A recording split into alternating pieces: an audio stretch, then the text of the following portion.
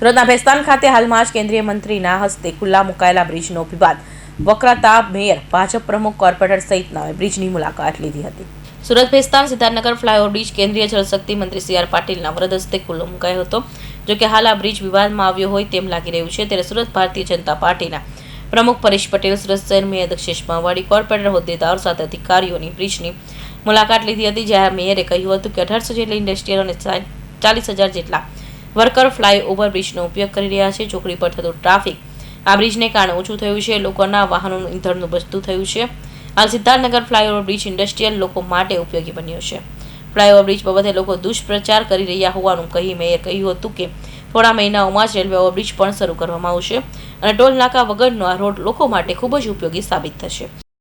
આજે સુરત મહાનગરપાલિકાની સામાન્ય સભા પત્યા બાદ સુરતના કોર્પોરેટરો અને ભારતીય જનતા પાર્ટીના કાર્યકર્તાઓ અને ઇન્ડસ્ટ્રીયલ એસ્ટેટના પદાધિકારીઓ આજે આ પુલના બીજા છેડે, એટલે કે જ્યાં ઉદ્ઘાટન કરવામાં આવ્યું હતું તેના બીજા છેડા ઉપર ભેગા થયા છે।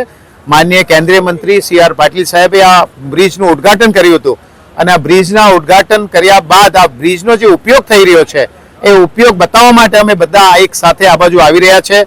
આજે મોટી સંખ્યામાં ઇન્ડસ્ટ્રીયલ એસ્ટેટ, જે ઇન્ડસ્ટ્રીયલ એસ્ટેટનો બેનિફિટ આ બ્રિજને કારણે મળી રહ્યો છે અને એમાં સૌથી મોટી વાત છે કે આ બ્રિજ એ સુરત નવસારી રોડને ક્રોસ કરીને ઓવરબ્રિજ બનાવવામાં આવ્યો છે ને એની સાથે કનેક્ટિંગ બીજો આરોબી લોકોને એ ખબર નથી, આની અપ્રચાર, એક ખોટી માહિતી લોકો સુધી પહોંચાડવામાં આવી રહી છે કે આ બ્રિજનો ઉપયોગ નથી, આ બ્રિજની કંઈ જરૂર નહીં હતી, અડધો બ્રિજ ખોલી નાખવામાં, અડધો નહીં, આ બ્રિજ પૂરેપૂરો અહીંયા પૂરો જ થાય છે। તમે પણ વિડીયોમાં લોકોને બતાવો કે ઇન્ડસ્ટ્રીયલ એસ્ટેટ કેટલો છે, અહીંયા બિલ્ડિંગો તમને દેખાશે બાજુમાં અને એની સાથે સાથે બ્રિજનો એપ્રોચ દેખાશે। અહીંયા રોડ સંપૂર્ણપણે ચાલુ છે, એ જોઈ શકાય છે। આરઓબી બન્યા પછી આ રોડ સીધો હાઈવે સુધી કનેક્ટ થવાનો છે, જે લોકોને કોઈને ખ્યાલ જ નથી કે આરઓબી અને આ બે બ્રિજ છે।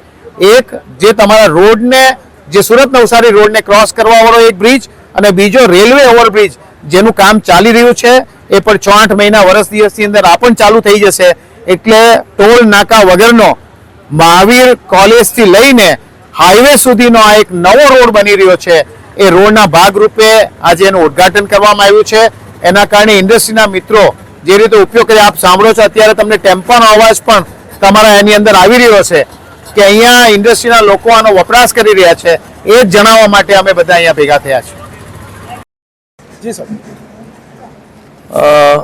સિદ્ધાર્થનગર કેનાલ રોડનું એક વીક પૂર્વે આદરણીય CR પાટીલ સાહેબના કરકલોમાંથી અમે આ બ્રિજનું ઉદ્ઘાટન કર્યું હતું, પણ અમુક લોકો પ્રજાને ગુમરાહ કરે છે કે આ બ્રિજ ઓપનિંગ કર્યો પછી તેને સામેનો છેડો બંધ છે। આજે હું જાતે આવ્યો છું અને અહીંયા આ રેલવે ઓવરબ્રિજનું કામ જે ચાલુ છે તેને પેરેલલ 1800 જેટલી ઇન્ડસ્ટ્રીઝ આવી છે, 40,000 જેટલા એમ્પ્લોય રોજ અવર જવર અત્યારે ચોકડી પરથી કરતા, પણ આ ઓવરબ્રિજના હિસાબે તે લોકો ચોકડી પરનું જે ટ્રાફિકનું ભારણ હતું તે પણ ઘટ્યું છે, સાથે સાથે ઈંધણની બચત થઈ છે અને 1800 જેટલી અહીંયા ઇન્ડસ્ટ્રી જે કનેક્ટિંગ થાય છે તે લોકોનો સીધો આ બ્રિજનો ફાયદો થયો છે। અને જે પ્રજાને ગુમરાહ કરે છે તેને મારો આ જવાબ છે।